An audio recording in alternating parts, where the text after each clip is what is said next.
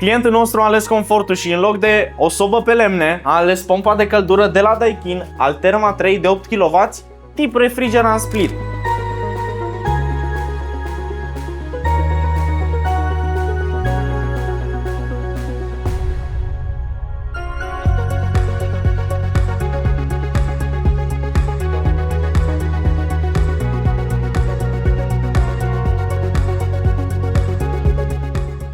Iar accesoriile acesteia sunt aerisitoarele automate, vas de expansiune de 12 litri, separator de magnetită și nămol,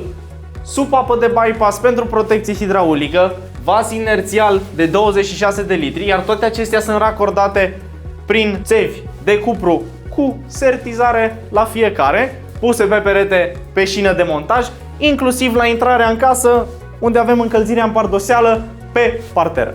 Poate crede că unitatea exterioară este una imensă, dar arată așa și este ca unui aer condiționat de la Daikin de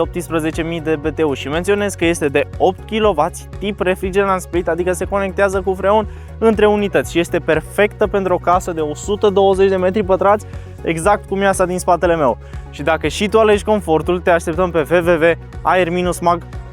sau chiar pentru o consultanță gratuită pe Bulevardul Constantin Brâncoveanu 52A în Timișoara.